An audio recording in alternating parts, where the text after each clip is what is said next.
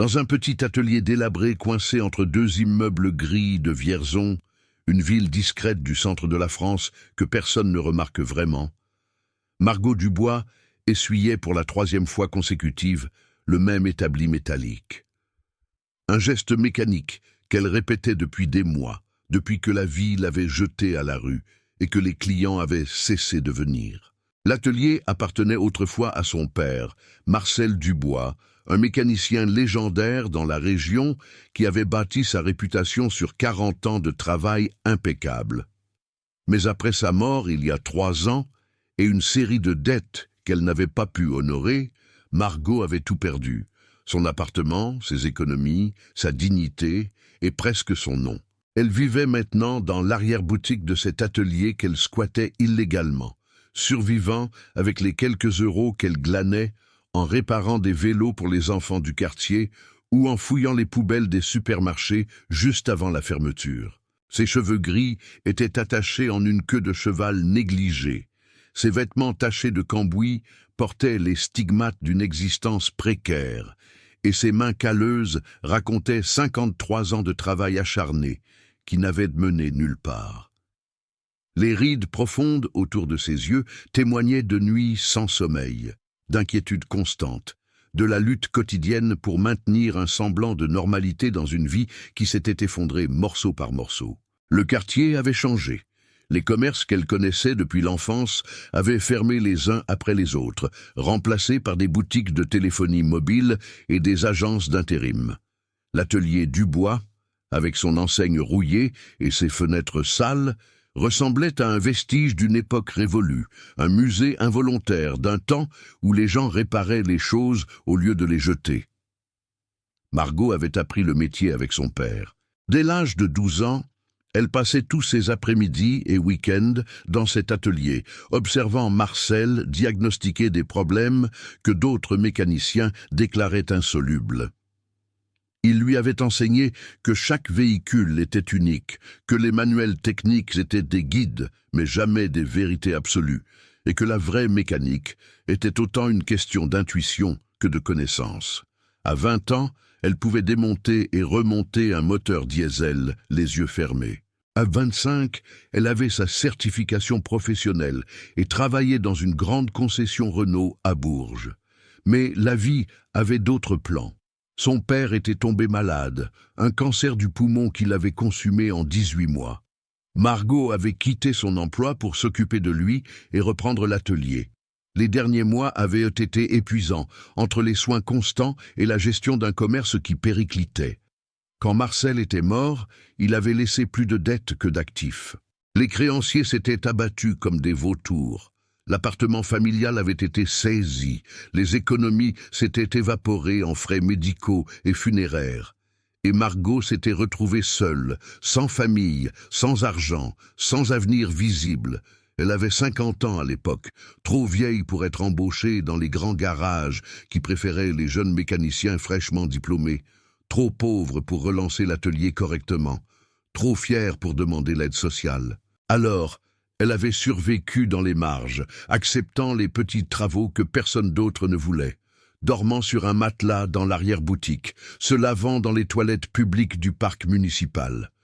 Les gens du quartier la connaissaient. Certains la saluaient encore avec respect, se souvenant de Marcel et de sa fille qui avaient tant de talent. D'autres détournèrent le regard, gênés par ce qu'elle était devenue. Les enfants parfois se moquaient d'elle, l'appelant la sorcière du garage. Margot encaissait tout avec une dignité silencieuse, continuant à nettoyer son établi, à ranger des outils que plus personne n'utilisait, à maintenir un semblant d'ordre dans le chaos de sa vie. Ce mardi de novembre était particulièrement froid. Un vent glacial balayait les rues de Vierzon, soulevant des tourbillons de feuilles mortes et de détritus. Margot portait 3 pulls superposés sous sa vieille combinaison de travail, mais le froid pénétrait quand même jusqu'aux os.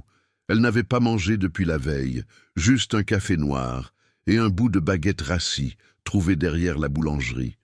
Son estomac gargouillait, mais elle avait appris à ignorer la faim.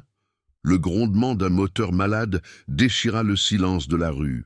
Margot leva les yeux et vit un Renault Trafic blanc de 2006 qui avançait par à-coups, crachant une fumée noire épaisse par le pot d'échappement. Le véhicule tremblait comme s'il était en train de se désintégrer, produisant un son irrégulier qui faisait mal aux oreilles. L'utilitaire s'immobilisa devant l'atelier avec un dernier gémissement métallique qui fit sursauter un chat errant sur le trottoir. Du véhicule descendit un homme d'environ 40 ans. Les cheveux courts, impeccablement coiffés, chemise blanche roulée aux manches, révélant des avant-bras bronzés. Il portait une montre coûteuse et des chaussures de ville cirées. Son expression trahissait un mélange de désespoir et de méfiance profonde. Il observa l'atelier délabré avec un regard dubitatif, comme quelqu'un qui se demande s'il n'a pas fait une terrible erreur. « Vous êtes mécanicienne ?» demanda-t-il en scrutant l'enseigne à peine lisible. « Atelier Dubois depuis 1987. »« Je l'étais, » répondit Margot en s'essuyant les mains sur un chiffon autrefois blanc. « Qu'est-ce qu'il vous faut ?» L'homme hésita, regardant alternativement Margot et son trafic fumant. « J'ai un problème avec cet utilitaire. Plusieurs garages ont essayé de le réparer sans succès. Quelqu'un m'a dit que que votre père était... » Il s'interrompit, mal à l'aise. « On m'a donné cette adresse. Je ne savais pas que l'atelier était encore. Enfin, mon père est mort, dit Margot simplement. Mais je connais mon métier. Racontez-moi. » L'homme s'appelait Julien Mercier et travaillait comme commercial dans une entreprise d'assurance à Bourges. Pendant les 25 minutes qui suivirent, il déroula une histoire qui ressemblait à un cauchemar récurrent, le genre d'histoire que tout propriétaire de véhicule redoute. « Cet utilitaire appartenait à mon père », commença Julien en posant sa main sur le capot du Trafic avec une tendresse évidente. Il s'appelait André Mercier. Il était plombier, travailleur indépendant. Il a acheté ce Trafic neuf en 2006 avec toutes ses économies. C'était son outil de travail, mais c'était aussi sa fierté. Il l'a conduit pendant 28 ans sans jamais avoir une panne majeure. Il faisait toutes les révisions à temps, changeait l'huile religieusement tous les 10 000 kilomètres, traitait ce véhicule mieux que sa propre maison. Julien marqua une pause, la gorge serrée. « Mon père est mort il y a 7 mois. Crise cardiaque, à 69 ans. Dans son testament, il m'a laissé cet utilitaire. Pas d'argent, il n'en avait pas. Juste ce Trafic blanc avec 280 000 kilomètres au compteur, mais qui fonctionnait encore parfaitement. Ma femme voulait que je le vende immédiatement, mais je ne pouvais pas. C'était tout ce qui me restait de lui, vous comprenez ? » Margot hocha la tête. Elle comprenait mieux que quiconque. « Les problèmes ont commencé il y a 5 mois, continua Julien. Le moteur s'est mis à avoir des ratés, à perdre de la puissance, puis la fumée noire est apparue. Je l'ai amené au garage Renault à Bourges, un établissement officiel de la marque. Ils l'ont gardé 3 jours, ont fait un diagnostic complet avec leurs ordinateurs modernes. Leur verdict, problème d'injecteur. Ils ont remplacé l'injecteur complet, m'ont facturé 1 400 €. J'ai payé sans discuter. Mais ça n'a rien arrangé. En fait, c'est devenu pire. Le véhicule a commencé à caler au ralenti, à avoir des sursauts en accélération. Je suis retourné au garage. Cette fois, ils ont dit que c'était peut-être le turbo. Mais comme ils n'étaient pas sûrs, ils m'ont conseillé d'aller voir Mécanique Moderne à Châteauroux, un atelier spécialisé en véhicules diesel. Là-bas, le mécanicien en chef, un type avec 30 ans d'expérience, a passé 2 jours sur le Trafic. Il a incriminé le turbo, changé les durites d'admission, remplacé la vanne EGR, qui selon lui était encrassée. 2 000 € de facture. J'ai encore payé, pensant que cette fois c'était réglé. Pendant 2 semaines, le véhicule a semblé mieux fonctionner. Puis tous les symptômes sont revenus, pire qu'avant. La fumée noire était devenue si épaisse que les gens dans la rue me faisaient des remarques. Le moteur avait perdu tellement de puissance que je pouvais à peine dépasser 60 km/h sur l'autoroute. Désespéré, je l'ai amené à l'atelier spécialisé Martin, à Vierzon justement. Ils ont une excellente réputation. Ils travaillent sur des véhicules de compétition. Le patron, M. Martin, m'a assuré qu'il trouverait le problème. Ils ont gardé l'utilitaire une semaine entière. Ils ont démonté la moitié du moteur, remplacé les joints de culasse, changé les soupapes, nettoyé tout le système d'admission. 3200 €. J'ai dû emprunter de l'argent à ma belle-mère pour payer. Quand je suis allé récupérer le trafic, Monsieur Martin m'a dit avec confiance que tout était réglé. Le véhicule a fonctionné correctement pendant exactement 48 heures. Puis, tout est redevenu comme avant, peut-être même pire. Je suis retourné chez Martin. Cette fois, il m'a regardé droit dans les yeux et m'a dit « Monsieur Mercier, je suis désolé, mais je pense que votre utilitaire a fait son temps. Il y a quelque chose de fondamentalement cassé que je n'arrive pas à identifier. Ça va vous coûter plus cher de continuer à chercher que ce que vaut le véhicule. Mon conseil, vendez-le à la casse et achetez-en un autre. » Julien avait les larmes aux yeux maintenant. J'ai dépensé 6600 €. 6600 € sur un utilitaire qui en vaut peut-être 4000 sur le marché. Ma femme Claire est furieuse. Elle dit que je suis obsédé, que je ne peux pas accepter la réalité, que je jette notre argent par les fenêtres à cause d'une sentimentalité ridicule. On se dispute tous les soirs à cause de ce trafic. Elle veut que je le vende immédiatement, même pour 1000 €, juste pour en finir. Mais je ne peux pas. Mon père a travaillé toute sa vie avec cet utilitaire. Il l'a entretenu comme un trésor. Il a fait des centaines de milliers de kilomètres avec, sans jamais l'abandonner. Et maintenant, 7 mois après sa mort, je devrais juste le laisser partir pour la casse, comme si ses 28 ans ne comptaient pas, comme si tout ce travail ne signifiait rien. Julien regarda Margot avec une intensité désespérée. Ce matin, j'étais à la boulangerie du coin et j'ai entendu 2 hommes âgés parler de votre père. Ils disaient que Marcel Dubois était le meilleur mécanicien que Vierzon ait jamais connu, qu'il pouvait réparer n'importe quoi. L'un d'eux a mentionné que sa fille avait repris l'atelier. Alors je me suis dit, peut-être qu'il reste une chance. Il y eut un long silence. Margot observa le Renault Trafic avec des yeux mi-clos. Elle connaissait ce modèle mieux que les lignes de sa propre main. Elle avait travaillé dans une concession Renault pendant 8 ans, avant d'ouvrir son propre atelier. Le Trafic de 2e génération, celui produit entre 2001 et 2014, était un véhicule robuste, fiable, conçu pour durer. Les Renault de cette époque étaient construits avec une philosophie différente. Réparabilité plutôt qu'obsolescence programmée. Elle fit lentement le tour du véhicule, écoutant, observant, presque en train de humer l'air autour du moteur. Ses doigts effleuraient la carrosserie avec la délicatesse d'un médecin examinant un patient gravement malade. Elle remarqua les détails que seul un œil expert pouvait voir. La légère asymétrie dans la fumée d'échappement qui suggérait un problème de combustion irrégulière, la vibration subtile qui trahissait plus qu'un simple déséquilibre mécanique, l'odeur particulière du diesel mal brûlé mélangée à quelque chose d'autre, quelque chose de métallique. Vous savez ce que font tous ces garages quand ils ne savent pas résoudre un problème, demanda Margot, davantage pour elle-même que pour Julien. Pardon.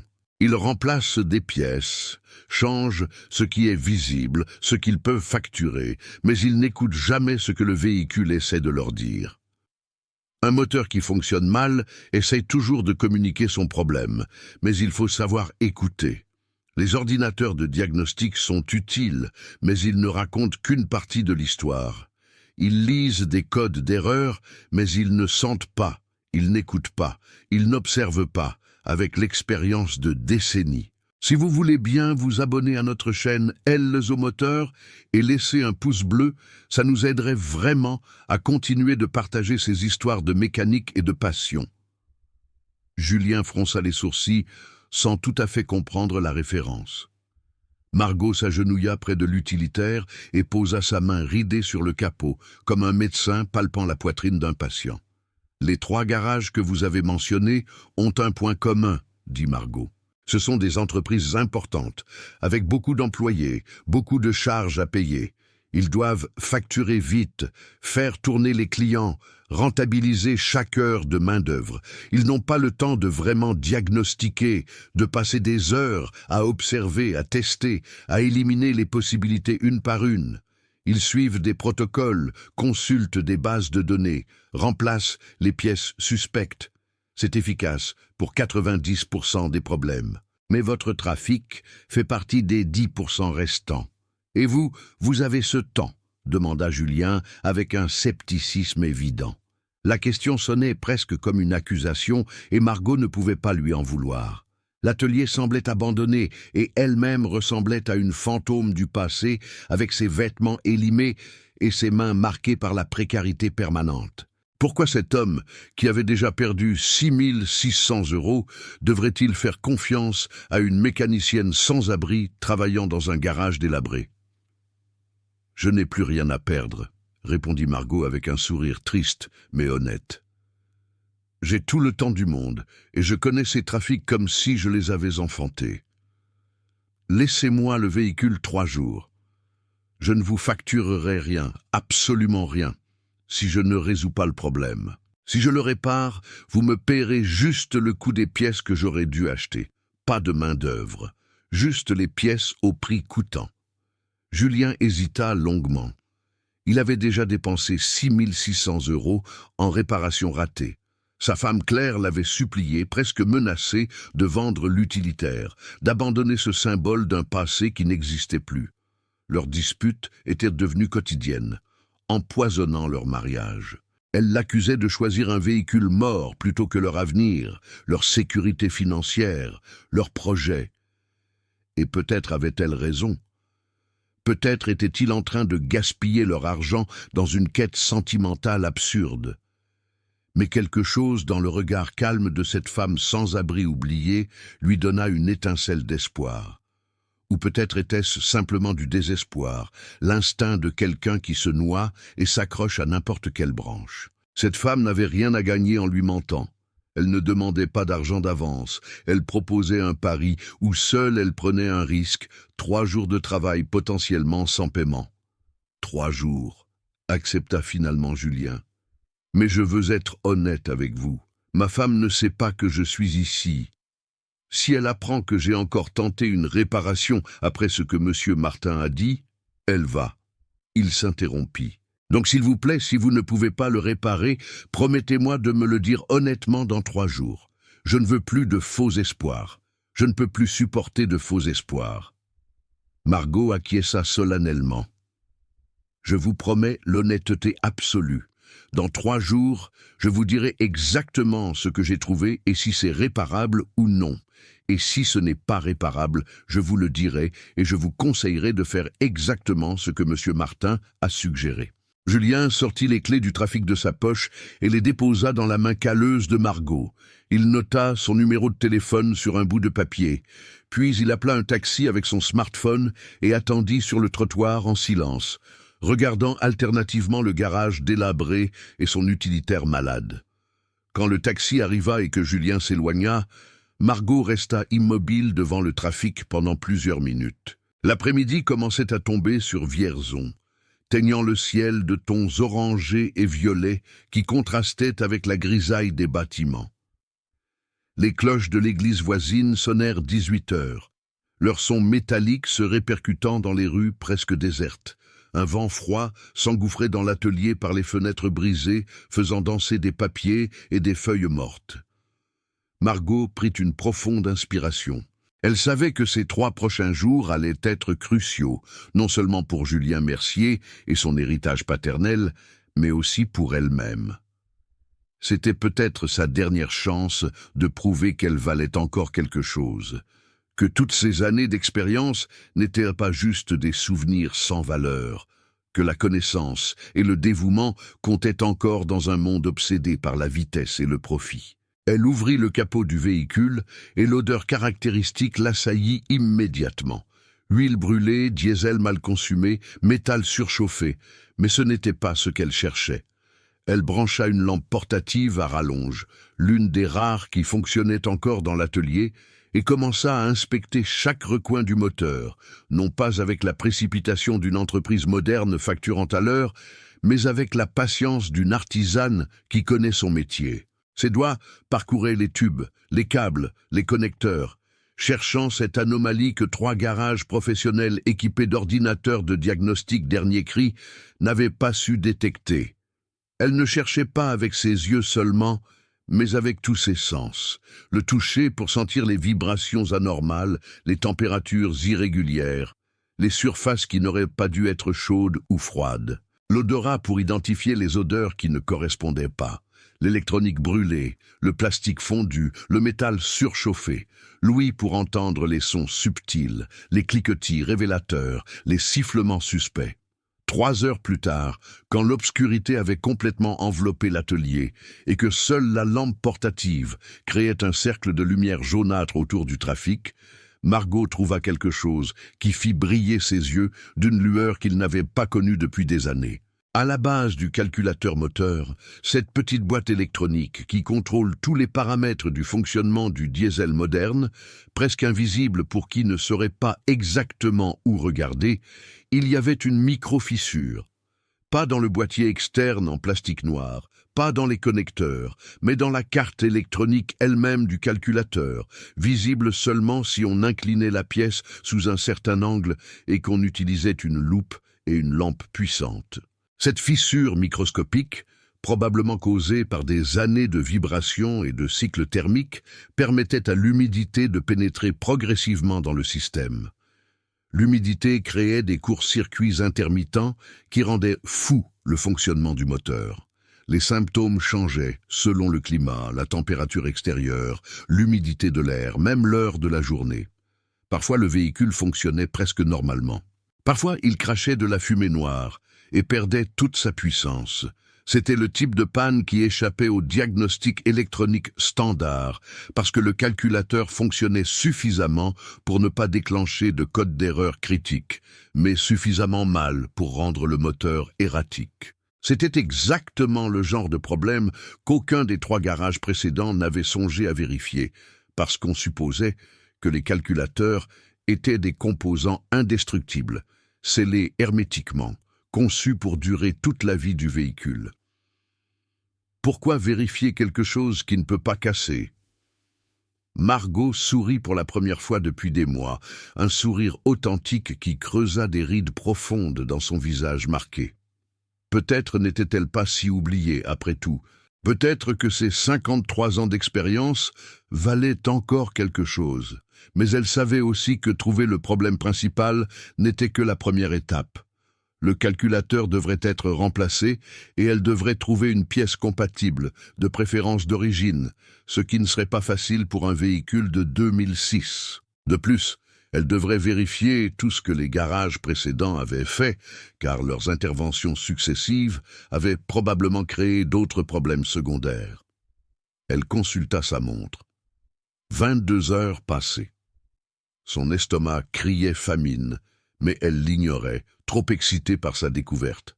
Elle sortit un vieux carnet crasseux où elle notait ses observations et commença à rédiger un plan d'action détaillé pour les 2 jours et demi qui lui restaient. Premier rayon de soleil traversa les fenêtres sales de l'atelier du bois à 6h30 du matin.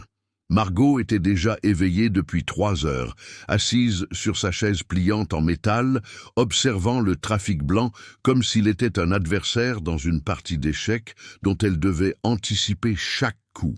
Elle avait dormi à peine 4 heures sur son matelas élimé dans l'arrière-boutique, mais ses yeux brillaient d'une lucidité qu'elle n'avait pas connue depuis des années. La découverte de la veille lui avait donné quelque chose de précieux qu'elle avait perdu, un but, une raison de se battre. La nuit précédente, après avoir identifié la fissure dans le calculateur, elle avait continué son inspection et confirmé ses pires craintes. Les 3 garages précédents avaient laissé une traînée de réparation bâclée qui compliquait maintenant le tableau. Ce n'était pas de l'incompétence pure, c'était pire. C'était de la précipitation, du travail fait sans réelle compréhension du système dans son ensemble. Elle démarra le moteur, et le trafic toussa péniblement, cracha une épaisse fumée noire qui envahit l'atelier, et finalement rugit avec ce son irrégulier et inquiétant qui faisait vibrer toute la carrosserie. Le bruit était presque douloureux, un mélange de cliquetis métalliques, de ratés d'allumage et de vibrations anarchiques. Margot ferma les yeux et écouta intensément. Pour elle, un moteur n'était pas simplement une machine assemblée de pièces métalliques. C'était une symphonie complexe où chaque composant jouait sa propre note, et dans cette symphonie, plusieurs instruments étaient dramatiquement désaccordés. Elle pouvait entendre la vibration anormale dans le système d'injection, ce tremblement qui trahissait une combustion irrégulière. Elle entendait le cliquetis subtil, mais persistant dans la partie basse du moteur qui indiquait un problème de lubrification, probablement causé par les interventions précédentes. Elle percevait le sifflement presque imperceptible qui suggérait une fuite quelque part dans le circuit d'admission d'air, créant un déséquilibre dans le mélange air-carburant. À 9 heures du matin, alors qu'elle était accroupie sous le véhicule, en train d'examiner le carter d'huile, la voix chaleureuse d'une femme interrompit sa concentration. Margot, c'était Sophie Blanchard, la propriétaire de la boulangerie du coin.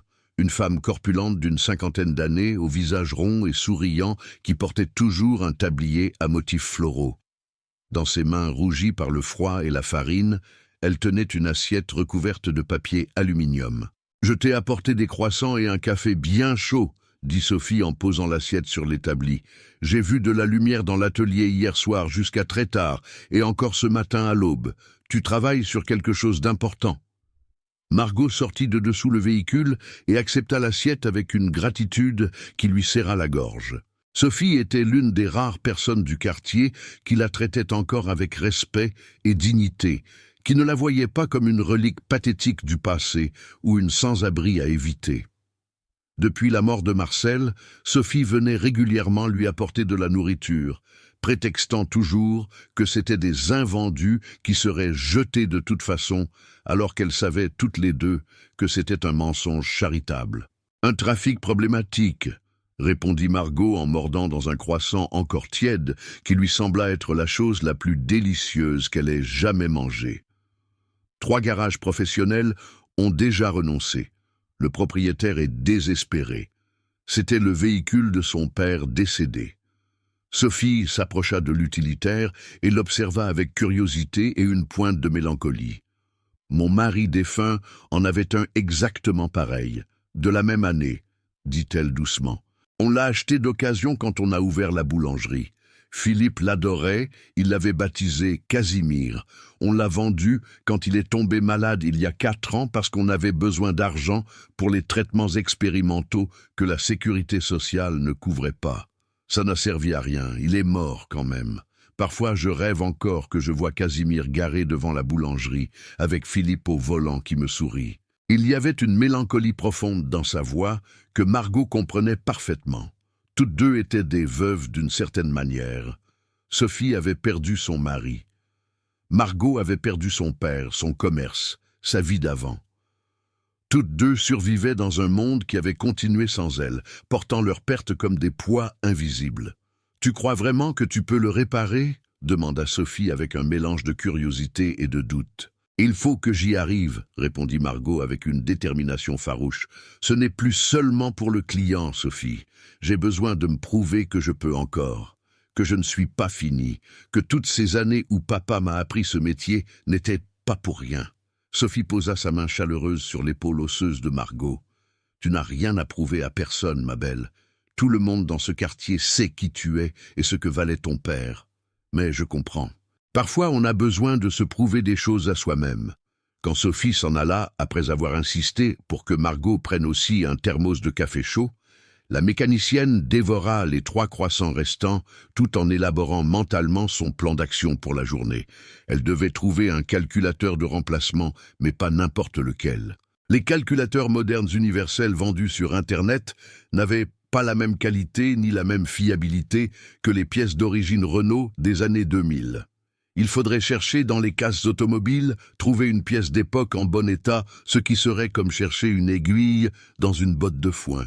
À 11 heures, après avoir noté soigneusement toutes les références nécessaires, elle ferma l'atelier avec un vieux cadenas rouillé et marcha 8 rues jusqu'à la case du centre, une entreprise familiale spécialisée en véhicules utilitaires qui avait miraculeusement survécu à la modernisation et à l'arrivée des grandes enseignes de pièces détachées. Le propriétaire, Un homme costaud nommé Bernard Petit, qui devait avoir le même âge que Margot, était en train de démonter un pare-choc quand il la vit approcher. Son visage s'illumina de surprise. « Margot Dubois, ça faisait au moins 5 ans que je ne t'avais pas vue. Je pensais que tu avais fermé l'atelier et quitté la région. J'y suis presque, admit Margot sans fausse fierté. Les temps sont durs, Bernard. Mais j'ai besoin d'un calculateur moteur d'origine pour un trafic de 2006, moteur 2 litres diesel, 115 chevaux. Tu as quelque chose qui pourrait correspondre. » Bernard se gratta la barbe grisonnante, réfléchissant. Des trafics de cette génération, j'en ai démantelé quelques-uns ces dernières années. La plupart partent pour l'export en Afrique ou l'Europe de l'Est, mais il y en a qui finissent ici. Viens, on va voir ce que j'ai. Il la guida entre des montagnes de pièces détachées, soigneusement organisées. Des carrosseries éventrées, empilées les unes sur les autres. Des moteurs entiers posés sur des palettes en bois. L'endroit sentait l'huile ancienne, le métal rouillé et le caoutchouc chauffé par le soleil d'été maintenant disparu. C'était un cimetière automobile, mais aussi une bibliothèque de pièces pour ceux qui savaient où chercher. Après 15 minutes de fouilles dans différentes zones du terrain, Bernard retrouva une caisse en carton détrempé par les pluies récentes contenant une douzaine de calculateurs divers récupérés au fil des ans. « Voilà, dit-il. J'ai 4 calculateurs de trafic là-dedans, je crois. Tu peux prendre les 4 pour 50 € si tu veux, mais je ne garantis rien. Ils viennent de véhicules accidentés ou en fin de vie. Je ne sais pas s'ils fonctionnent encore. » Margot sortit les 4 calculateurs un par un et les examina minutieusement. Le premier avait le boîtier extérieur visiblement fissuré, probablement à cause d'un choc lors de l'accident du véhicule d'honneur. Inutilisable. Le deuxième montrait des traces de corrosion sévères sur les connecteurs, signe qu'il avait été exposé à l'eau, peut-être lors d'une inondation. Trop risqué. Le troisième avait l'air correct extérieurement. Mais quand Margot l'ouvrit délicatement avec un petit tournevis, elle vit que plusieurs composants électroniques sur la carte avaient littéralement fondu, probablement à cause d'une surtension. Mort. Le quatrième semblait prometteur. Le boîtier était intact, les connecteurs propres, et quand elle l'ouvrit pour inspecter la carte électronique, tout paraissait en ordre. Pas de fissures visibles, pas de composants brûlés, pas de corrosion. Elle sortit un chiffon relativement propre de sa poche et nettoya méticuleusement chaque surface du calculateur, examinant chaque millimètre sous la lumière blafarde du ciel nuageux. « Je prends celui-ci, » décida-t-elle. « Mais j'ai besoin de le tester avant de l'installer. Tu me laisses utiliser ton banc de test. Je te paierai 70 € au lieu de 50 pour le dérangement. » Bernard haussa les épaules. « Pour toi, Margot, pas de problème. Ton père m'a dépanné plus d'une fois quand j'avais des problèmes avec mes véhicules de récupération.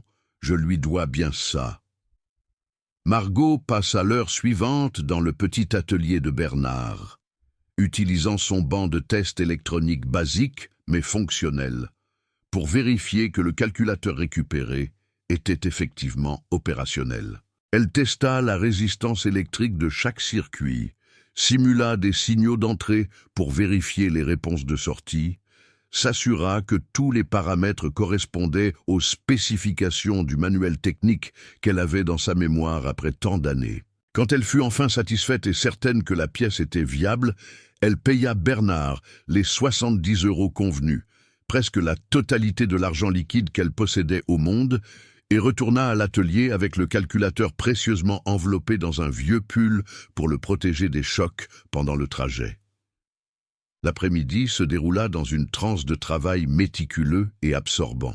Margot retira avec précaution le calculateur défectueux du trafic, déconnectant un par un les multiples connecteurs avec la délicatesse d'un chirurgien manipulant des organes vitaux. Mais à mesure qu'elle progressait, elle découvrit l'ampleur du désastre laissé par les interventions précédentes. Le garage Renault, le premier qui avait tenté de réparer l'utilitaire en remplaçant l'injecteur, avait apparemment rencontré des difficultés pour faire passer certains câbles lors du remontage. Au lieu de prendre le temps de tout démonter et remonter correctement, un mécanicien pressé avait forcé plusieurs connexions électriques. Les câbles étaient pincés entre des pièces métalliques. Certains raccords avaient été faits à la va-vite, avec du ruban isolant électrique bon marché qui se désagrégeait déjà. Et pire encore, l'ordre des connexions sur le faisceau ne correspondait pas au schéma d'origine du constructeur. Quelqu'un avait inversé deux connecteurs qui se ressemblaient physiquement, créant probablement des signaux erronés envoyés au calculateur. Incompétent, marmonna Margot entre ses dents serrées, en déconnectant méthodiquement tout le système électrique du moteur. Ce n'est pas de la mécanique, c'est du sabotage par négligence. Il va falloir tout refaire depuis le début, recabler proprement tout le système. Les heures s'écoulèrent sans qu'elle s'en rende compte. Elle ne sentait plus le froid qui pénétrait par les fenêtres brisées. Elle n'entendait plus les bruits de la rue. Elle était complètement absorbée par son travail, dans cet état de concentration intense que les artisans appellent parfois le flow, où le temps et l'espace disparaissent et seule la tâche existe.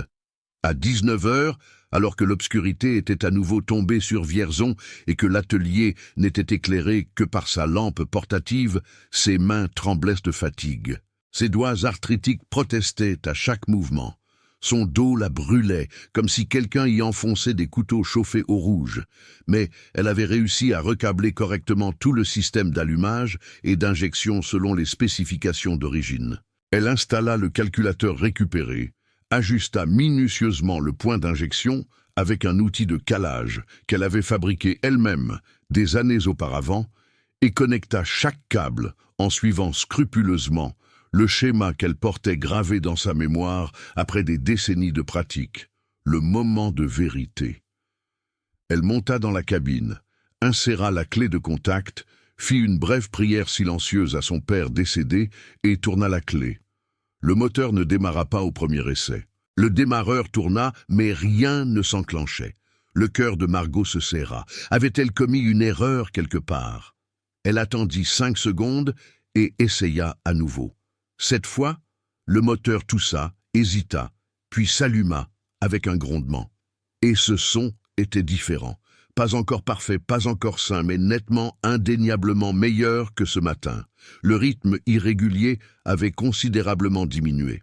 La fumée noire s'était réduite à une légère brume grise qui se dissipait rapidement. Le moteur ne tremblait plus de façon anarchique, mais vibrait avec un semblant de régularité. Margot ressentit une vague intense de satisfaction, presque de joie, qui lui monta du ventre jusqu'à la gorge. Mais cette joie fut de courte durée, car son oreille experte détectait encore un problème. Le moteur fonctionnait, certes, mais il y avait quelque chose d'autre qui clochait. Un cliquetis subtil dans la partie basse, presque imperceptible pour quelqu'un de moins expérimenté, qui indiquait clairement un autre problème hérité des réparations précédentes. Elle éteignit le moteur, prit sa lampe frontale et se glissa sous le véhicule avec sa planche à roulettes de mécanicien. L'inspection du carter ne prit que quelques minutes pour identifier le problème. Voilà, elle le savait. Le garage Martin, en démantelant la moitié du moteur pour remplacer les joints de culasse et les soupapes, avait dû retirer le carter d'huile.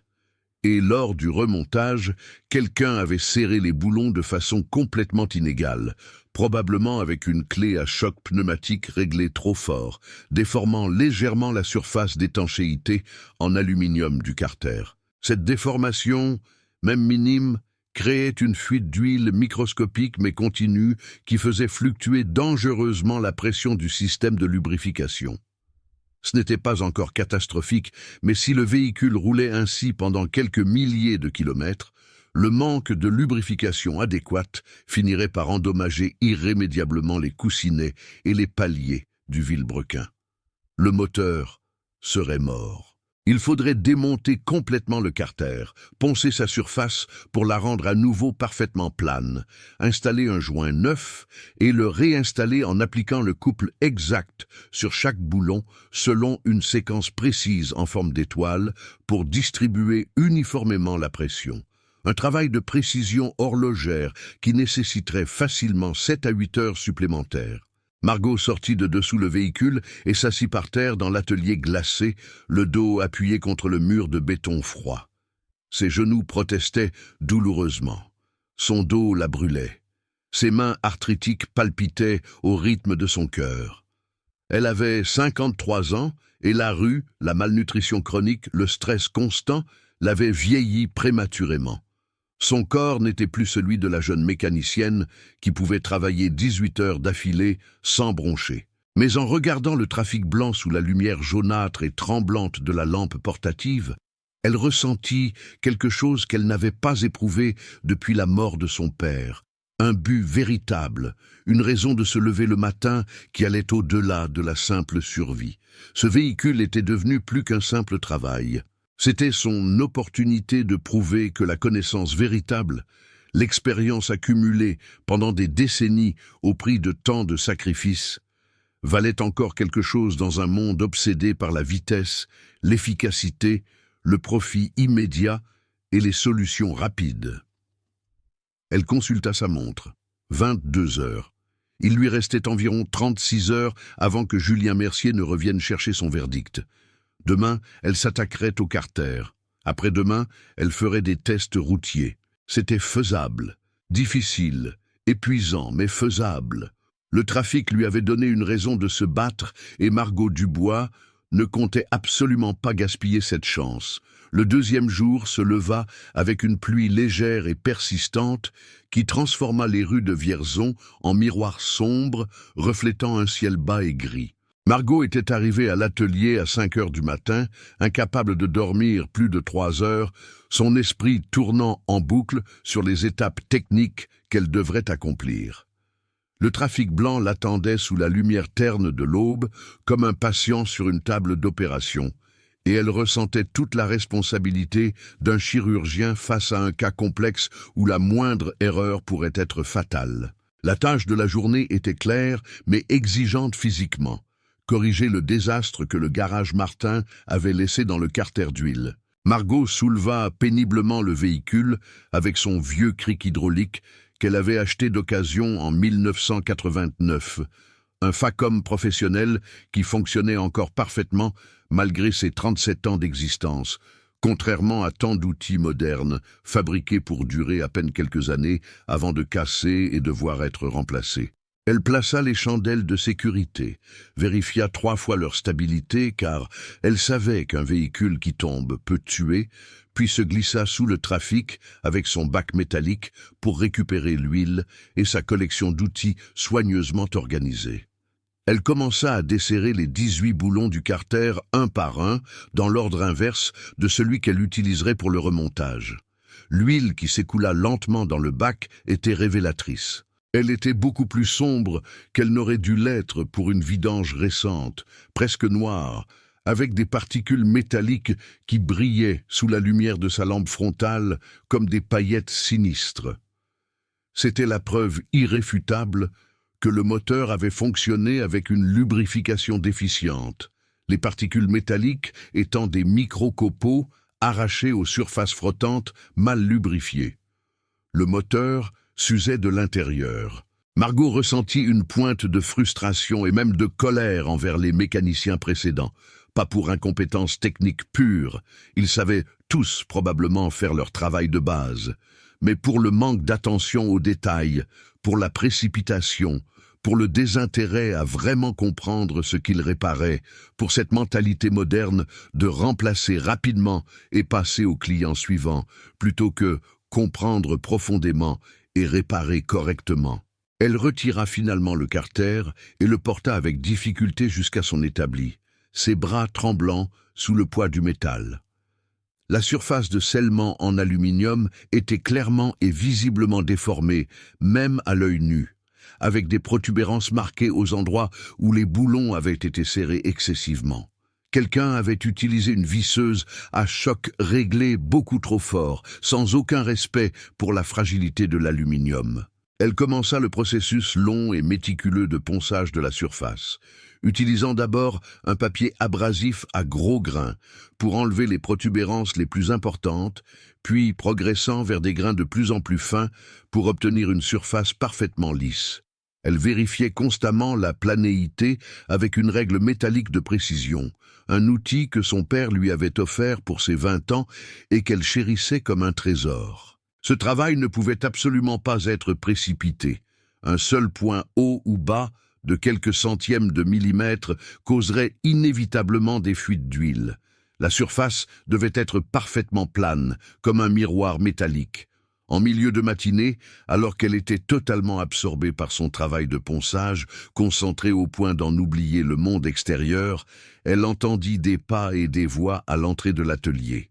Elle leva les yeux, surprise, et vit Julien Mercier accompagné d'une femme grande et élancée, aux cheveux châtain foncé, attachés en une queue de cheval stricte. La femme portait un jean de marque, un chemisier blanc impeccable sous un manteau de laine élégant et des bottines en cuir qui avaient probablement coûté plus cher que tout ce que Margot possédait. Son visage était celui d'une femme intelligente et déterminée, mais son expression trahissait un scepticisme profond mélangé à une impatience à peine contenue. « Madame Dubois », salua Julien avec embarras. « Je vous présente ma femme Claire. Nous passions dans le coin pour des courses, et elle a insisté, enfin, elle voulait voir les progrès par elle-même. » Margot s'essuya les mains pleines de poudre métallique sur son chiffon et hocha la tête poliment, mais elle comprenait parfaitement ce qui se passait.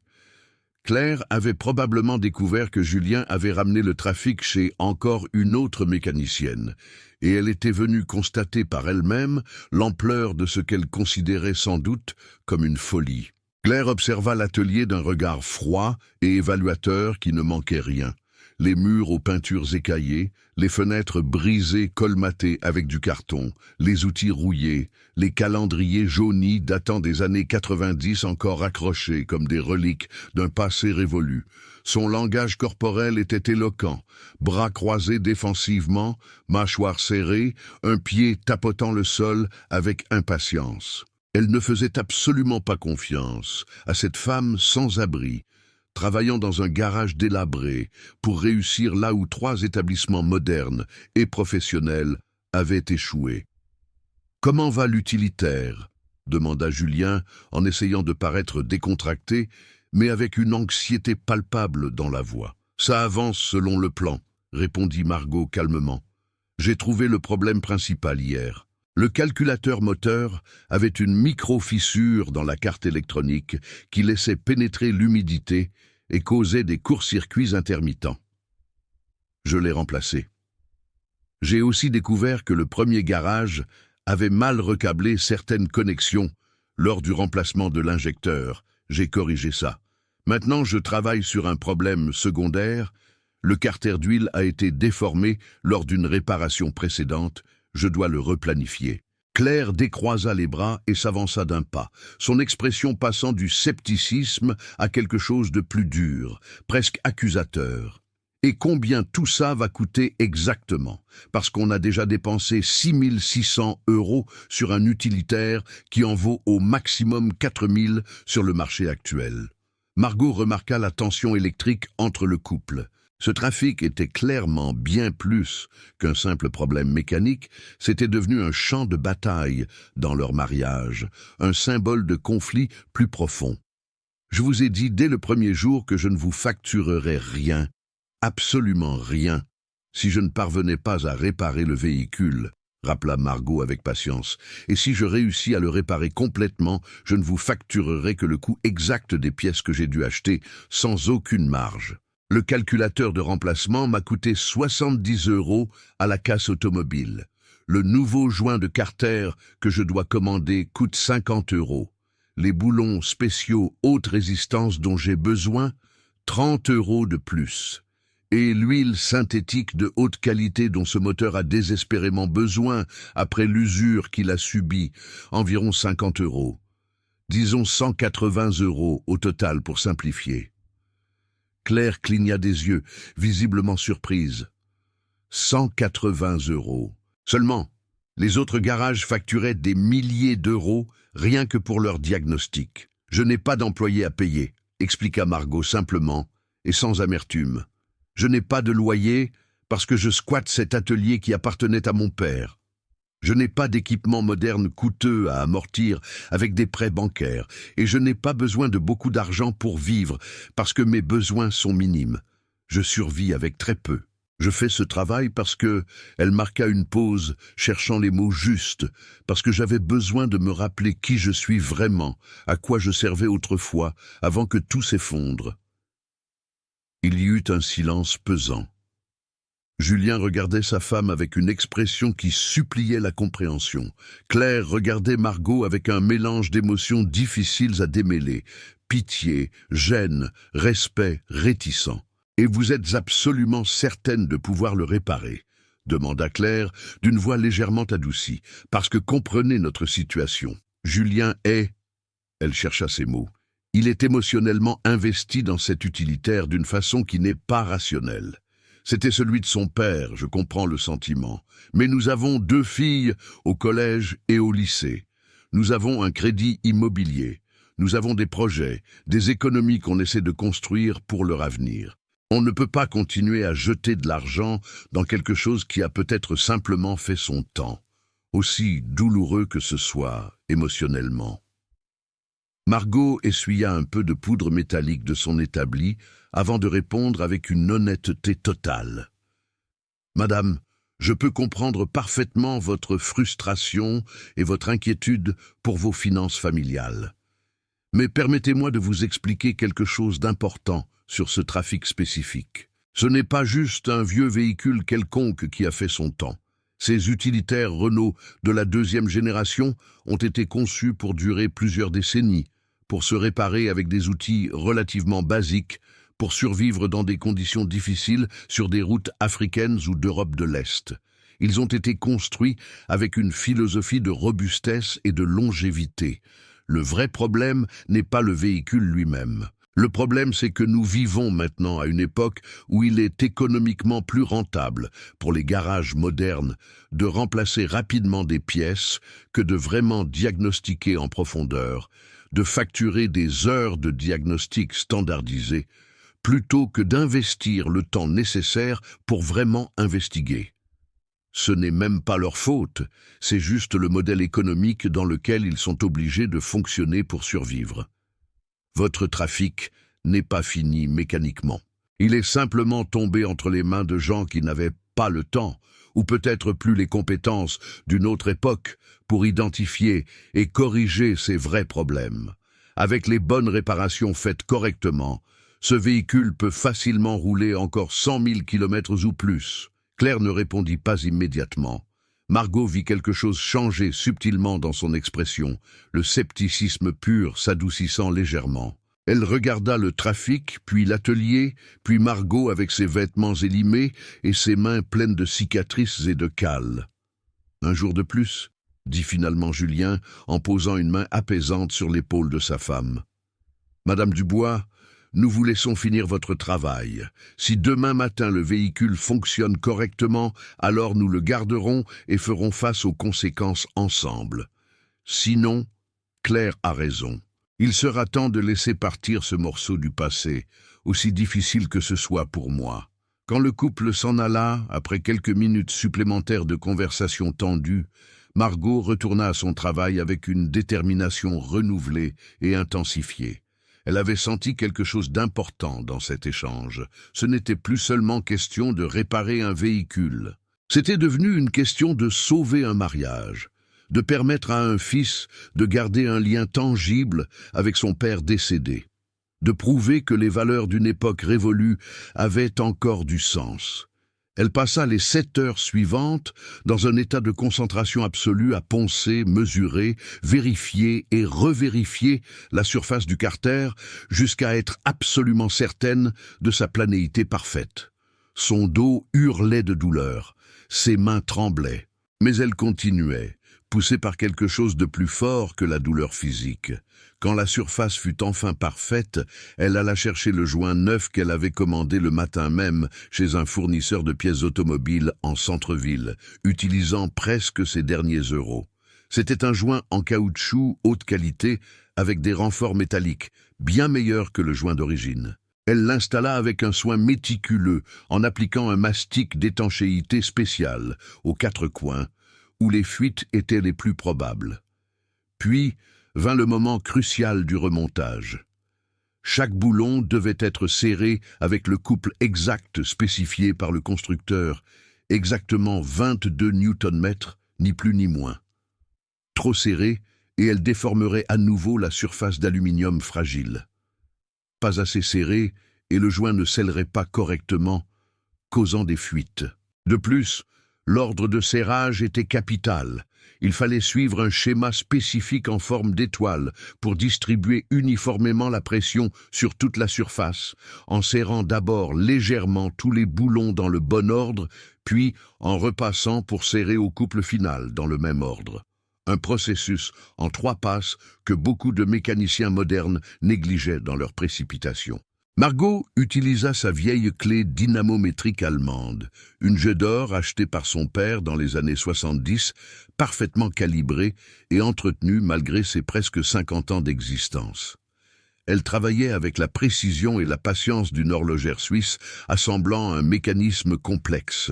Quand elle termina enfin, il était déjà 21 heures passées. La pluie avait cessé, mais le froid de novembre pénétrait cruellement dans l'atelier non chauffé. Margot tremblait, autant de froid que d'épuisement. Elle remplit le moteur avec de l'huile neuve, une synthétique 5V40 de très haute qualité qu'elle avait achetée avec ses tout derniers euros. Cette huile coûtait cher, mais elle savait que le moteur en avait désespérément besoin après l'usure qu'il avait subie. C'était un investissement nécessaire. Puis elle prit une profonde inspiration, monta dans la cabine et tourna la clé de contact. Le trafic démarra à la toute première tentative avec un grondement qui fit battre le cœur de Margot d'émotion. Le son était complètement, radicalement différent de ce qu'il avait été 2 jours auparavant. Lisse, régulier, uniforme, sans cliquetis ni vibrations anarchiques. Elle augmenta progressivement les tours moteurs et l'utilitaire répondit avec une docilité parfaite, ronronnant exactement comme devait le faire un diesel bien entretenu et correctement réparé. Elle maintint le moteur à 2000 tours pendant 5 minutes, écoutant intensément, guettant le moindre bruit suspect. Rien, juste le son sain et régulier d'un moteur en bonne santé. Elle se glissa ensuite sous le véhicule avec sa lampe, le cœur battant, pour inspecter le carter. Pas une seule goutte d'huile, pas même une légère humidité. Le joint était absolument parfait, scellant hermétiquement le carter. Margot resta allongée sous le trafic pendant plusieurs minutes, laissant l'émotion la submerger. Des larmes qu'elle ne chercha pas à retenir coulèrent silencieusement sur ses joues sales. Ce n'était pas juste de la joie professionnelle d'avoir résolu un problème technique complexe. C'était quelque chose de bien plus profond et viscéral. La sensation d'avoir rendu sa dignité à un véhicule que tout le monde avait abandonné. D'avoir prouvé que la connaissance accumulée pendant des décennies valait encore quelque chose. D'avoir peut-être sauvé le lien entre un fils et son père décédé. D'avoir, ne serait-ce que pour quelques jours, retrouvé qui elle était vraiment avant que tout s'effondre. Mais Margot savait que son travail n'était pas encore tout à fait terminé. Un moteur pouvait sembler parfait dans l'atelier et révéler des problèmes cachés sur la route. Elle devait tester le véhicule demain dans des conditions réelles d'utilisation, accélération, freinage, conduite prolongée, montée, virage. Seulement alors elle pourrait être absolument certaine d'avoir résolu tous les problèmes. Elle resta assise au volant pendant presque 1 heure avec le moteur en marche au ralenti, écoutant chaque nuance du son, sentant chaque vibration transmise par le volant, surveillant attentivement tous les indicateurs du tableau de bord. Tout restait parfait. Température stable, pression d'huile constante, pas de voyant d'alerte. La pluie avait complètement cessé et les étoiles commençaient à apparaître entre les nuages dispersés par le vent. Pour la première fois depuis la mort de son père, depuis la perte de tout ce qu'elle avait construit, Margot Dubois se sentait entière et complète. Peu importait si personne d'autre ne connaissait son nom. Peu importait si son atelier était oublié. Peu importait si le monde avait continué sans elle. En cet instant précis, avec ce trafic blanc ronronnant parfaitement sous le capot, elle était exactement qui elle devait être, une vraie mécanicienne portant l'héritage de son père. D'ailleurs, si vous écoutez cette histoire depuis une ville ou une région de France, dites-nous laquelle en commentaire. On adore savoir d'où vous venez et partager ces histoires de passion et de persévérance. Le troisième et dernier jour, Margot se réveilla avant l'aube, avec un mélange d'anticipation intense et de nervosité palpable. Aujourd'hui serait le test définitif, celui qui prouverait ou réfuterait tout son travail des 2 derniers jours. Le trafic avait parfaitement répondu dans l'atelier, mais la route révélerait impitoyablement tout problème caché qui pourrait subsister. Elle s'habilla rapidement en superposant plusieurs couches de vêtements contre le froid mordant de novembre. But un café noir, reche não. O roteiro ainda não está completo. Está com aproximadamente 11.000 palavras. Preciso continuar e desenvolver. 1. O teste na estrada. Dia 3 completo. 2. O retorno de Juliane e Claire. 3. A transformação de Margot. Novos clientes. 4. O impacto na comunidade. 5. A conclusão filosófica e chamada para ação. Vou continuar agora para chegar às 14. Egoisez palavra. Au fait de la veille, et marcha vers l'atelier pendant que les rues de Vierzon commençaient lentement à s'éveiller sous un ciel qui promettait une journée claire et froide. L'utilitaire blanc l'attendait sous la lumière ténue et bleutée de l'aube, comme un patient qui a survécu à une opération complexe et attend maintenant le verdict du médecin. Margot l'observa pendant un long moment, avec une affection presque maternelle, comme une artiste contemplant son œuvre avant de la présenter au monde extérieur. Puis elle monta dans le véhicule, ajusta le rétroviseur et le siège qu'elle avait reculé la veille, vérifia une dernière fois que tous les instruments fonctionnaient correctement et tourna la clé de contact. Le moteur démarra instantanément, dès la première sollicitation, avec ce son propre et sain que seul un moteur parfaitement réglé peut produire. Un son qui était de la musique pour les oreilles expertes de Margot. Elle sortit lentement de l'atelier, manœuvrant avec précaution dans la rue étroite, et prit la direction de la route nationale 20 qui traverse le Berry en direction de Bourges.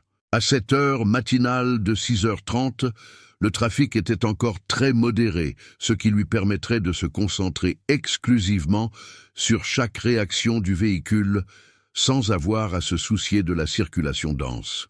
Elle commença prudemment, accélérant doucement jusqu'à 50 km à l'heure, sentant la réponse immédiate et linéaire du moteur, changeant de vitesse avec douceur, prêtant une attention maniaque à toute vibration anormale ou son suspect. Rien. Le trafic se comportait exactement comme il devait le faire, peut-être même mieux qu'un véhicule de cet âge n'était censé se comporter. Elle augmenta progressivement la vitesse, 60, 70, 80, 90 km à l'heure sur la nationale dégagée, le moteur restait parfaitement stable, sans le moindre raté, sans la moindre hésitation. La puissance était là, complète, disponible instantanément quand elle sollicitait l'accélérateur. Après 20 minutes de conduite sur route plate, elle prit la direction de Bourges en empruntant des routes secondaires qu'elle connaissait bien, cherchant spécifiquement des trajets avec des pentes prononcées pour tester le couple du moteur en montée sous charge. L'utilitaire grimpa les côtes sans le moindre problème, maintenant une vitesse constante même dans les pentes les plus raides, le moteur tirant franc et puissant. Margot souriait maintenant, un sourire authentique qui creusait des rides profondes dans son visage marqué par les épreuves.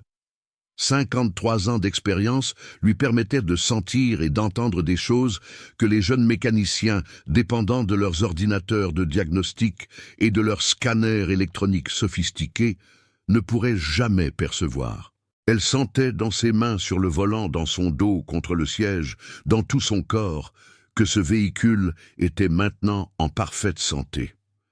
Elle s'arrêta sur un point de vue panoramique dominant la vallée du Cher, un endroit qu'elle connaissait depuis l'enfance et où son père l'emmenait parfois le dimanche pour pique-niquer. La campagne du Berry s'étendait devant elle dans toute sa beauté discrète et mélancolique, un patchwork harmonieux de champs cultivés aux teintes automnales, de forêts anciennes aux arbres maintenant dénudés, de petits villages avec leurs églises et leurs toits d'ardoise, d'histoire et de nature intimement mêlées. Elle descendit du véhicule et ouvrit le capot pour inspecter minutieusement le moteur après presque 60 kilomètres de conduite variée. Tout semblait absolument parfait. Pas de fuite visible nulle part, pas de surchauffe, la température restait stable dans la zone optimale, pas d'odeurs étranges ou suspectes. Les durites étaient souples et en bon état. Les connexions électriques qu'elle avait refaites étaient impeccables. Elle refermait le capot avec satisfaction quand un camion de livraison Peugeot Boxer blanc s'arrêta près d'elle sur le parking panoramique.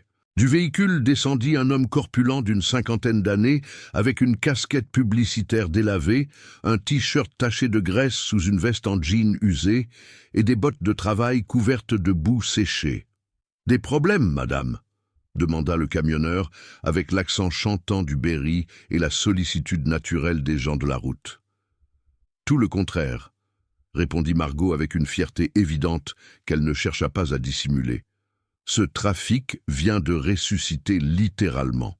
3 garages avaient renoncé. Je l'ai réparé en 2 jours. Le camionneur s'approcha et observa l'utilitaire avec l'œil connaisseur de quelqu'un qui passe sa vie sur les routes. Il est vraiment magnifique, dit-il avec appréciation. De 2006, si je ne me trompe pas. Mon beau-père en avait un exactement pareil, même couleur, même modèle. Il l'a conduit pendant 23 ans avant de partir à la retraite. Où vous l'avez fait réparer exactement? Margot désigna d'un geste vague la direction de Vierzon au loin. Je l'ai réparé moi-même. J'ai un petit atelier à Vierzon. Atelier du bois. Vraiment, s'exclama le camionneur avec un intérêt soudain. Une femme mécanicienne, on n'en voit pas beaucoup. Et vous avez réussi là où 3 garages ont échoué. Ça, c'est impressionnant. Il sortit son téléphone portable de sa poche. Écoutez. Je m'appelle Pascal Renard. J'ai un Renault Master de 95, 250 000 kilomètres au compteur, qui me fait des misères depuis des mois. Perte de puissance intermittente que personne n'arrive à identifier. J'ai déjà dépensé une fortune chez 3 mécaniciens différents et le problème revient toujours. Je pourrais avoir votre numéro de téléphone pour prendre rendez-vous. Margot cligna des yeux, surprise et presque incrédule. Cela faisait littéralement des années que personne ne lui demandait son numéro pour un travail professionnel. Elle avait presque oublié ce que c'était que d'être sollicitée pour ses compétences. « Bien sûr », balbutia-t-elle en donnant son vieux numéro que presque personne n'appelait plus. Le camionneur enregistra soigneusement le contact dans son téléphone et lui serra la main avec une force chaleureuse. « Je vous appelle la semaine prochaine sans faute. Si vous avez pu résoudre le problème de ce trafic après que 3 garages aient échoué, vous pouvez sûrement m'aider avec mon master. Les bons mécaniciens de la vieille école sont de plus en plus rares, faut les garder précieusement. » Quand Pascal s'en alla après avoir échangé encore quelques paroles sur les vertus des vieux utilitaires Renault, Margot resta debout près du trafic, contemplant la vallée en contrebas, ressentant quelque chose d'étrange et de longtemps oublié qui réchauffait sa poitrine malgré le froid mordant. L'espoir, un espoir fragile mais réel. Peut-être que son atelier n'était pas aussi mort qu'elle le pensait. Peut-être qu'il y avait encore une place dans ce monde moderne pour des mécaniciennes qui savaient vraiment écouter ce que les véhicules avaient à dire, qui prenaient le temps de diagnostiquer en profondeur plutôt que de remplacer aveuglément des pièces. Elle retourna à l'atelier vers 10 heures du matin, prenant des routes différentes pour tester le véhicule dans des conditions variées. Le trafic se comporta impeccablement du début à la fin. Accélération franche, reprise puissante, tenue de route stable, freinage efficace. C'était comme conduire un véhicule neuf, peut-être même mieux car les utilitaires modernes, optimisés pour les coûts de production, n'avaient plus la robustesse de ceux de cette génération. À sa grande surprise, en arrivant à l'atelier, elle vit que Julien et Claire étaient déjà là, attendant nerveusement sur le trottoir. Julien faisait les 100 pas comme un père dans une salle d'attente de maternité, consultant compulsivement sa montre toutes les 2 minutes. Claire était assise sur le capot de leur Peugeot 308, consultant son téléphone, mais levant régulièrement les yeux vers la rue avec une anxiété visible. « Madame Dubois !» s'exclama Julien en se précipitant vers elle dès qu'il vit le trafic arriver. « Le moteur, il sonne complètement différent. C'est bon signe, n'est-ce pas ?» « Montez tous les deux !» répondit Margot en souriant largement. « On va faire un tour ensemble. Je veux que vous sentiez par vous-même ce que j'ai fait. » Tous trois s'installèrent dans l'utilitaire. Margot au volant, habituée maintenant à la cabine après les heures passées à rouler ce matin. Julien sur le siège passager, le corps tendu comme une corde de violon, attentif au moindre signe, au moindre bruit. Claire à l'arrière sur le strapontin, sceptique encore, mais visiblement moins hostile que lors de sa visite la veille. Margot démarra le moteur et commença à conduire dans les rues du quartier ouvrier de Vierzon. Au début, Julien restait crispé, nerveux, s'attendant presque à ce que les symptômes familiers réapparaissent, comme il l'avait toujours fait après chaque réparation précédente. Mais graduellement, à mesure que les minutes passaient et que le trafic continuait à fonctionner parfaitement, son expression changea. L'anxiété se transforma en incrédulité. L'incrédulité se mua en espoir prudent. L'espoir devint une joie pure et enfantine qui illumina son visage comme un lever de soleil. « C'est incroyable !» murmura-t-il d'une voix étranglée par l'émotion. Le son, c'est exactement comme je me souviens quand papa le conduisait. Ce ronronnement régulier, cette puissance disponible. Mon Dieu, vous l'avez vraiment fait. Vous avez vraiment réparé le trafic de mon père. Margot conduisit pendant 45 minutes, empruntant l'autoroute A71 vers le sud pour tester le véhicule à vitesse autoroutière, puis revenant par des routes départementales sinueuses pour évaluer la tenue de route. Elle sollicita le moteur dans différentes conditions, accélération franche, reprise en côte, freinage d'urgence simulé, virage serré à vitesse modérée. Le trafic répondit impeccablement à chaque sollicitation, se comportant comme le véhicule robuste et fiable qu'il avait été pendant 28 ans avec André Mercier. Dans le rétroviseur, Margot pouvait voir Claire qui ne disait rien, mais dont l'expression avait complètement changé, le scepticisme hostile remplacé par quelque chose ressemblant à du respect et peut-être même de la gratitude. Quand ils retournèrent finalement à l'atelier, Julien descendit du véhicule et resta immobile pendant un long moment, une main posée sur le capot encore chaud, les yeux fermés, visiblement submergé par l'émotion. Claire descendit aussi et s'approcha silencieusement de son mari, posant sa main sur son épaule dans un geste de soutien conjugal. « Comment avez-vous fait ?» demanda finalement Julien en se tournant vers Margot, sa voix rauque. « 3 garages professionnels, avec tout leur équipement moderne, leurs ordinateurs de diagnostic dernier cri, leurs mécaniciens diplômés n'ont pas pu. Et vous, dans cet atelier qui semble abandonné, avec des outils qui datent d'une autre époque, vous avez résolu le problème en 3 jours. Comment ?» Margot s'essuya les mains sur son chiffon, un geste devenu automatique après tant d'années. Parce qu'ils ont cherché des problèmes complexes et modernes quand la réponse était finalement simple mais cachée, expliqua-t-elle patiemment. Le calculateur moteur avait une micro-fissure dans sa carte électronique que personne n'a pensé à vérifier, parce qu'on suppose que ses composants sont indestructibles. Cette fissure laissait pénétrer l'humidité, causant des courts-circuits intermittents qui rendaient le comportement du moteur complètement erratique. De plus, le premier garage qui a remplacé l'injecteur a bâclé le recablage électrique, créant des signaux erronés. Le 3e garage a déformé le carter d'huile en le serrant trop fort, causant une fuite microscopique qui faisait fluctuer dangereusement la pression de lubrification.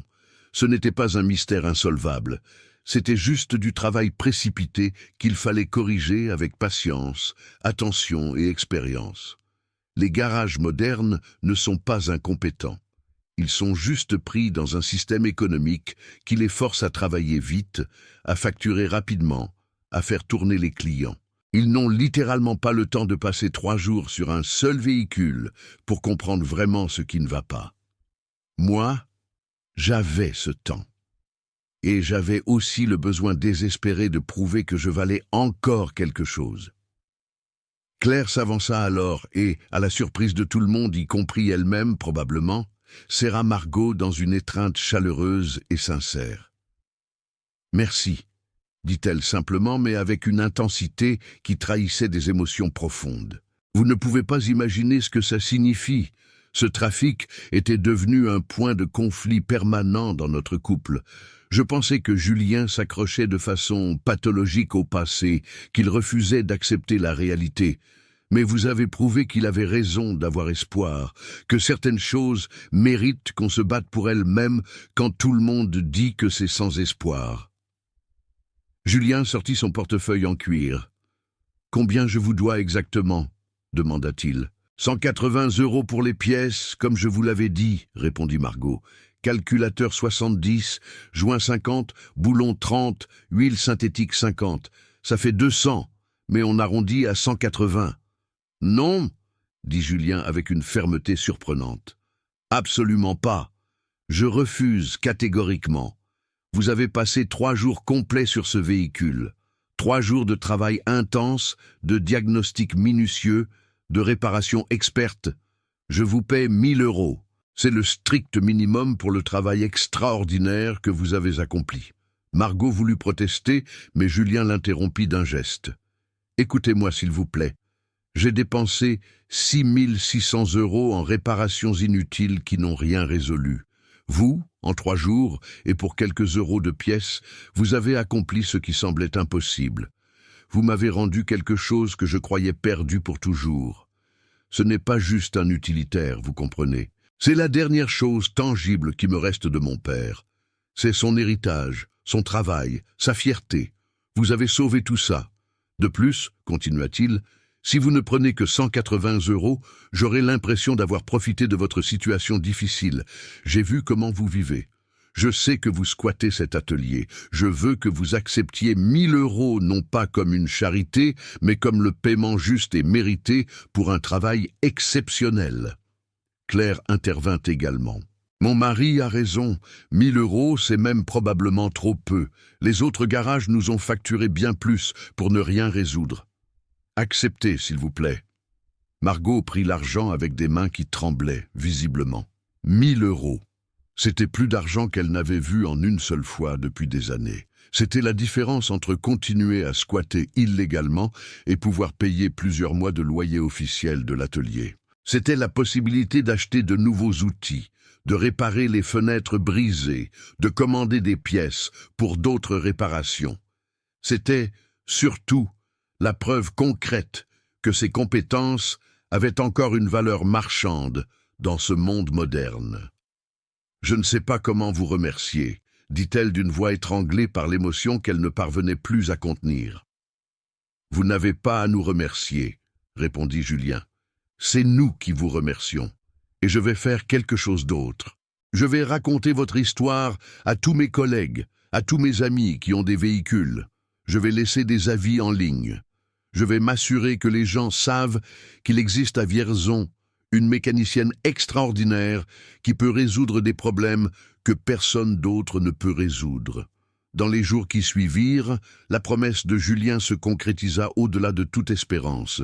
Il tint parole avec un zèle presque missionnaire. Le lundi suivant, Margot reçut l'appel de Pascal, le camionneur rencontré au point de vue, qui lui amena son Renault Master problématique. Une semaine plus tard, c'était un autre client recommandé par Julien, puis un autre, puis encore un autre. Le bouche à oreille commença à fonctionner avec une efficacité surprenante dans cette région où tout le monde connaissait tout le monde. La mécanicienne de Vierzon qui a ressuscité le trafic impossible devint une sorte de légende locale. Les gens venaient de Bourges, de Châteauroux, même d'Orléans pour lui confier leurs véhicules problématiques que d'autres garages avaient déclarés perdus. 3 mois après avoir réparé l'utilitaire de Julien Mercier, Margot avait suffisamment d'économies pour payer le premier mois de loyer officiel de l'atelier au propriétaire, un vieil homme qui avait été ami avec son père et qui accepta un loyer modique en souvenir de Marcel. 6 mois plus tard, elle avait réparé les fenêtres brisées, acheté quelques outils modernes, nécessaires tout en gardant précieusement les anciens, et surtout, elle avait embauché une apprentie. Amélie Rousseau avait 22 ans, un BTS mécanique automobile, et ne trouvait pas d'emploi parce que tous les garages de la région préféraient embaucher des hommes pour les postes techniques. Quand elle avait entendu parler de Margot, elle était venue timidement proposer ses services, prête à travailler gratuitement juste pour apprendre. Margot l'avait embauchée immédiatement avec un salaire décent, non par charité, mais parce qu'elle voyait en cette jeune femme déterminée un reflet de qui elle avait été elle-même à cet âge, passionnée de mécanique dans un monde qui lui disait que ce n'était pas sa place. 1 an après la réparation du trafic, l'atelier du bois était à nouveau un nom respecté, non seulement à Vierzon, mais dans toute la région Centre-Val de Loire. Margot n'était plus une sans-abri vivant dans l'arrière-boutique. Elle avait loué un petit appartement modeste mais propre à 2 rues de l'atelier. Elle mangeait 3 repas par jour. Elle avait retrouvé une dignité et un but. Mais surtout, elle avait retrouvé qui elle était vraiment. Julien revenait religieusement tous les 3 mois pour l'entretien préventif du trafic, même si le véhicule fonctionnait maintenant sans le moindre problème. À chaque visite, il apportait des nouvelles de sa famille. Ses filles réussissaient brillamment à l'école. Claire avait obtenu la promotion qu'elle visait depuis des années. Lui-même avait été nommé directeur régional de son entreprise d'assurance. Et tout ça, disait-il à chaque fois avec une sincérité touchante, avait commencé ce jour de novembre où vous avez accepté de regarder cet utilitaire que tout le monde avait abandonné. Vous avez sauvé bien plus qu'un véhicule, Madame Dubois. Vous avez sauvé mon lien avec mon père. Vous avez sauvé mon mariage qui était en train de se fissurer sous le poids de mes obsessions. Vous vous êtes sauvé vous-même. Et vous avez prouvé quelque chose d'important sur la valeur de l'expérience, de la patience et du dévouement dans un monde obsédé par la vitesse et le profit. Un après-midi d'automne, presque 2 ans, jour pour jour, après la réparation initiale, Margot fermait l'atelier quand une voiture s'arrêta devant. C'était Julien, mais cette fois accompagné de ses 2 filles, devenues de belles adolescentes de 16 et 18 ans. « Madame Dubois », dit Julien, « mes filles voulaient absolument vous rencontrer. Je leur ai raconté toute votre histoire, comment vous avez réparé l'utilitaire de leur grand-père André qu'elles n'ont malheureusement jamais connu. » La plus âgée, une jeune femme aux yeux intelligents et déterminés, s'avança. « Papa nous a dit que vous avez réussi là où tous les autres avaient échoué. Il nous a dit que vous n'avez jamais abandonné même quand tout semblait impossible. Il nous a dit que vous avez prouvé que la vraie connaissance et l'expérience valent plus que tous les ordinateurs et équipements modernes du monde. » La plus jeune ajouta timidement, « Et il nous a dit que vous êtes la preuve vivante qu'on ne doit jamais laisser les autres définir ce qu'on peut ou ne peut pas faire. Que si on aime vraiment quelque chose et qu'on y travaille avec passion, on peut surmonter n'importe quel obstacle. » Margot sentit les larmes lui monter aux yeux. « Votre grand-père était un homme bon qui a construit quelque chose de beau avec cet utilitaire, » dit-elle doucement. « Il l'a entretenu avec amour pendant presque 3 décennies.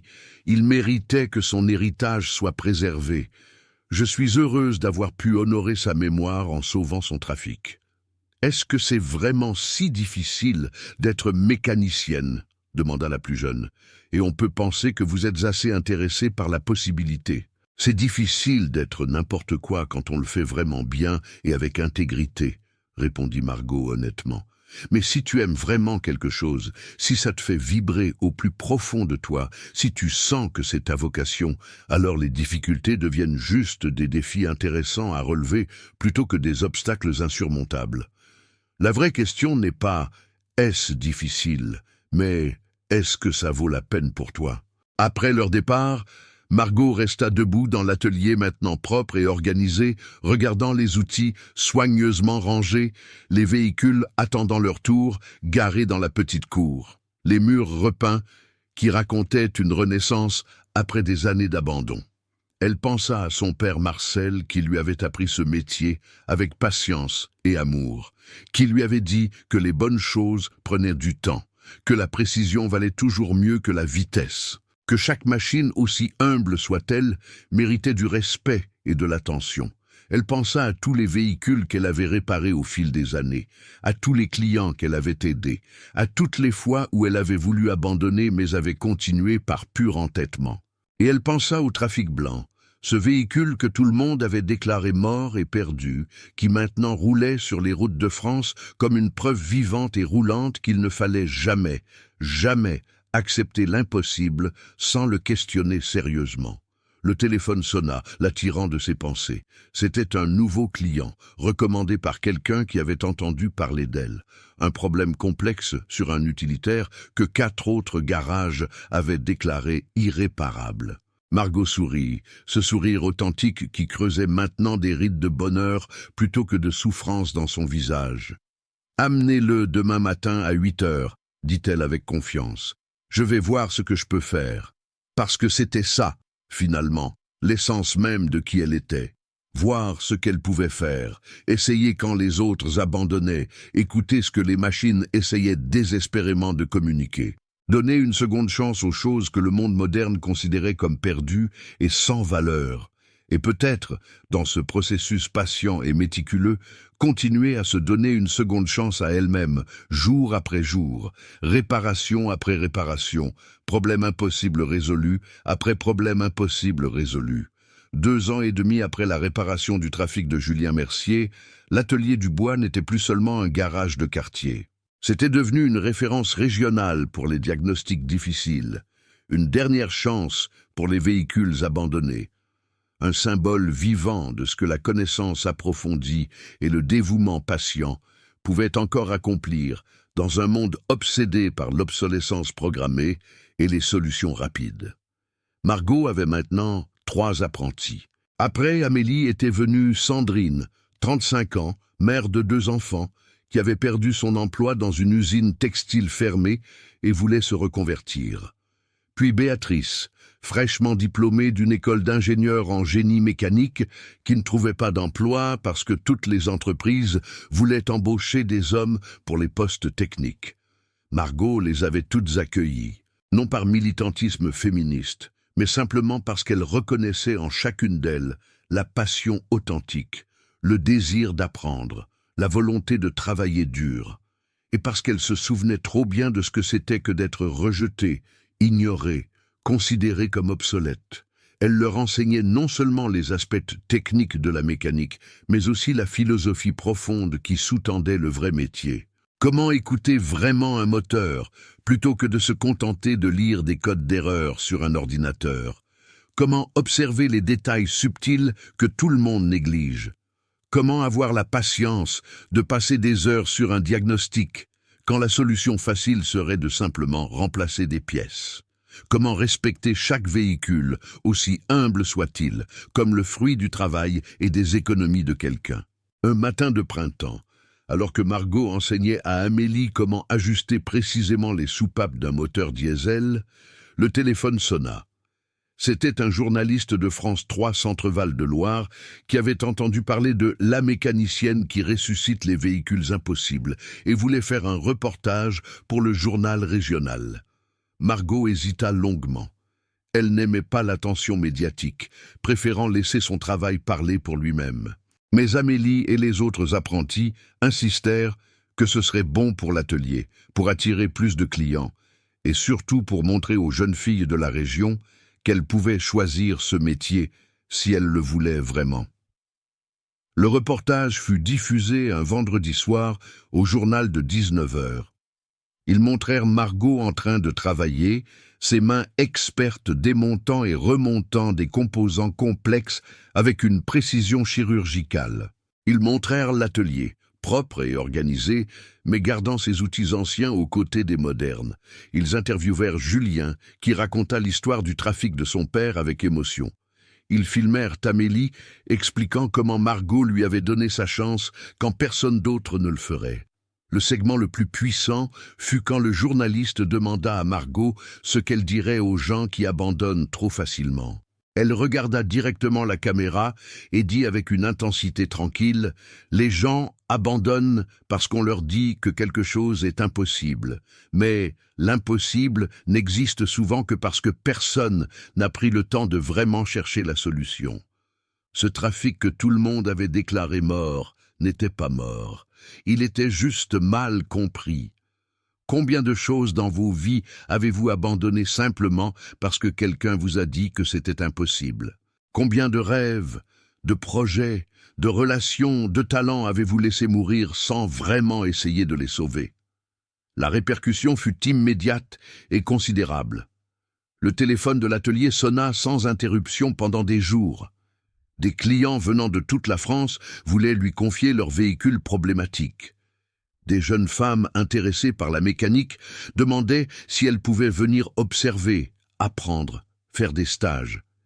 Mais il y eut aussi des critiques acerbes, des commentaires en ligne disant que c'était du marketing manipulateur, que les femmes en atelier c'était juste une mode passagère, que la vraie mécanique nécessitait de la force physique que les femmes n'avaient pas, que les vieux véhicules ne méritaient pas d'être réparés, et qu'il était plus écologique de les remplacer par des neufs. Margot ne perdit pas un instant à répondre aux critiques. Elle continua simplement à travailler, à réparer, à enseigner, à prouver chaque jour par ses actes que la compétence n'avait rien à voir avec le genre, l'âge ou l'apparence, mais tout à voir avec la connaissance, l'expérience et le dévouement. 3 ans après la réparation du trafic de Julien, l'atelier Dubois inaugura un petit centre de formation annexe, 4 samedis par mois, offrant des cours gratuits de maintenance automobile de base, avec un focus particulier sur l'encouragement des femmes à entrer dans les métiers techniques. La première session avait 22 inscrites, toutes des femmes de 16 à 60 ans, venues de toute la région. Margot leur enseigna les bases, comment vérifier l'huile, comment changer un pneu, comment identifier les bruits suspects, comment ne pas se faire arnaquer par des garagistes malhonnêtes. Mais au-delà des compétences techniques, elle leur transmit quelque chose de plus précieux. La confiance en soi, la conviction qu'elles pouvaient comprendre et maîtriser des machines qu'on leur avait toujours dit être trop complexes pour elles. L'idée révolutionnaire qu'elles n'avaient pas besoin de la permission de qui que ce soit pour poursuivre leur passion. À la cérémonie de fin du premier cycle de formation, simple et modeste, juste dans la petite cour de l'atelier, avec les familles des participantes et quelques partenaires locaux, Margot fut invitée à dire quelques mots.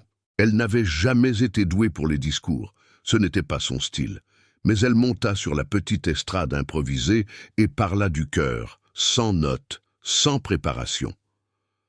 Les gens... Je ne suis vraiment pas doué pour les beaux discours, alors je vais parler simplement. Il y a 3 ans, un homme désespéré a amené ici un véhicule que tout le monde avait abandonné. Un trafic blanc qui portait une réputation de véhicule maudit, d'impossible à réparer. À ce moment-là, j'étais moi-même abandonné, sans abri, sans argent, sans espoir visible. Je n'ai pas réparé ce trafic parce que j'étais spécial ou parce que j'en savais plus que tous les autres mécaniciens. Je l'ai réparé parce que j'ai refusé d'accepter que quelque chose était impossible sans d'abord vraiment chercher la vérité. Et ce que j'ai appris avec ce véhicule, c'est que nous abandonnons trop vite. Nous acceptons la défaite avant même d'avoir vraiment combattu. Nous croyons aux mauvaises réputations, aux limitations qu'on nous impose, aux « tu ne peux pas » qu'on nous répète depuis l'enfance. Elle fit une pause, regardant les visages attentifs des participantes, des femmes de tous âges et de tous horizons, unies par le désir d'apprendre et de se dépasser. Ce cours, ces formations, cet atelier, ce n'est pas vraiment pour former des mécaniciennes, même si j'espère que certaines d'entre vous choisiront ce métier. C'est pour vous montrer que vous pouvez choisir, que vous n'avez pas à accepter ce que la société, votre famille ou n'importe qui d'autre dit être un métier de femme ou un métier d'homme. Vous pouvez choisir ce qui fait battre votre cœur plus fort, ce qui vous donne un sentiment de but et d'accomplissement. Et si c'est travailler sur des moteurs, alors bienvenue. Si c'est autre chose, c'est parfait aussi. L'important, c'est d'avoir le courage de choisir vraiment, pas juste d'accepter ce qu'on vous impose.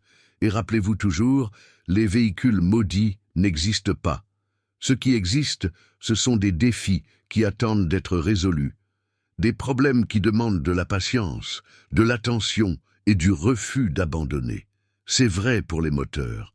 C'est vrai pour la vie. Au fond de la cour, garé en position d'honneur comme une sculpture vivante, le trafic blanc de Julien Mercier brillait sous le soleil printanier. Peinture impeccable maintenant, chromes étincelants, moteur ronronnant doucement au ralenti. Julien était là aussi, avec Claire et leurs 2 filles, venues participer à cette célébration de ce que leur utilitaire familial avait involontairement déclenché. Ce n'était plus le camion que personne ne voulait regarder. C'était devenu le symbole d'une leçon que Vierzon entière n'oublierait jamais. Une preuve roulante, tangible, incontestable que l'expérience et la ténacité pouvaient triompher de l'abandon et du désespoir. Et Margot Dubois. Elle retourna à l'atelier immédiatement après son discours, comme elle le faisait toujours. Elle enfila sa combinaison de travail, maintenant propre et bien ajustée, pas les haillons élimés d'autrefois. Elle prit ses outils, certains vieux et fidèles, d'autres neufs et efficaces, tous parfaitement entretenus. Et elle se pencha sur le prochain véhicule problématique qui l'attendait, un Peugeot Partner avec une perte de puissance mystérieuse que 3 garages avaient déclaré irréparable. Parce que pour elle, peu importait combien d'histoires on racontait sur son travail, combien de reportages télévisés pouvaient être diffusés, combien de reconnaissances publiques pourraient venir. Ce qui importait vraiment, c'était le prochain moteur attendant un diagnostic attentif, la prochaine machine ayant besoin de respect et d'attention, le prochain impossible demandant à être résolu. La voilà donc, avec les mains qui redeviennent sales de cambouis noir malgré les gants, l'odeur familière de diesel et d'huile dans l'air, le bruit métallique réconfortant des outils résonnant dans l'atelier, faisant exactement ce qu'elle aimait faire depuis ses 20 ans, rendant la vie et la dignité aux machines que d'autres avaient trop rapidement abandonnées, prouvant chaque jour, chaque réparation, chaque problème résolu, que la réputation se construit avec un travail honnête, des connaissances profondes et le courage d'affronter ce que tout le monde déclare impossible. Ce trafic que personne ne voulait voir, ce véhicule maudit, cet utilitaire abandonné était devenu le symbole vivant que toujours, absolument toujours, ça vaut la peine d'essayer encore une fois avant d'abandonner définitivement. Mais peut-être que la vraie question, la question qui vous concerne vous qui écoutez cette histoire en ce moment précis, n'est pas de savoir si une vieille machine peut être réparée ou non. La vraie question est celle-ci. Personnelle et urgente, combien de fois dans votre propre vie avez-vous abandonné quelque chose, un rêve qui vous tenait à cœur, un projet qui vous passionnait, une relation qui comptait, un talent qui vous habitait, simplement parce que quelqu'un, peut-être même vous-même, vous a dit que c'était impossible, que c'était trop tard, que vous n'étiez pas assez bien. Combien de trafics maudits existent dans votre propre existence en ce moment même, garés dans un coin sombre de votre cœur ou de votre esprit, couverts de la poussière de l'abandon, attendant silencieusement que quelqu'un, que vous, ayez le courage de regarder une dernière fois d'une manière différente. Parce que Margot Dubois ne nous a pas simplement montré comment réparer un moteur diesel de 2006. Elle nous a révélé quelque chose de beaucoup plus profond et universel sur la condition humaine. Elle nous a montré que souvent, très souvent, le vrai problème n'est pas dans la machine, dans la situation, dans les circonstances extérieures. Le vrai problème, le plus difficile à affronter, c'est d'avoir le courage de se baisser, de se salir les mains, d'investir le temps nécessaire et de chercher patiemment là où personne d'autre n'a voulu ou osé regarder. Le vrai problème, c'est d'accepter que la solution ne sera peut-être pas rapide, pas facile, pas glamour, que ça demandera peut-être des heures, des jours, des mois de travail obscur et ingrat, que personne ne vous applaudira pendant le processus, que vous douterez 100 fois avant de réussir une fois, mais que ça vaut quand même la peine. Toujours, absolument toujours. Alors maintenant, là, tout de suite, je veux que vous réfléchissiez. Qu'est-ce qui est garé dans votre vie, couvert de poussière et d'abandon, que tout le monde, y compris peut-être vous-même, a déclaré mort et impossible?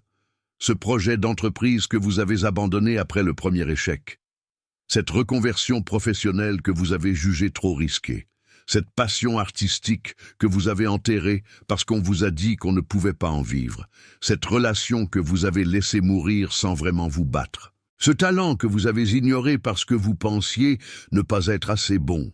Et si, comme le trafic d'André Mercier, ce n'était pas vraiment mort, juste mal diagnostiqué, mal compris, abandonné trop vite par des gens qui n'avaient pas le temps, la patience ou la perspective nécessaire pour voir la vraie solution. Dites-moi en commentaire, avec honnêteté et courage, qu'est-ce que c'est pour vous? Quel est votre trafic blanc? Qu'est-ce qui mérite peut-être une dernière chance, un dernier diagnostic, une dernière tentative, avant d'être définitivement envoyé à la casse? Et n'oubliez surtout pas de vous abonner à Elzo Moteur, de laisser un pouce bleu, de partager cette histoire, parce qu'ici, nous croyons profondément en une vérité simple mais révolutionnaire. Rien n'est vraiment impossible, absolument rien, seulement mal diagnostiqué.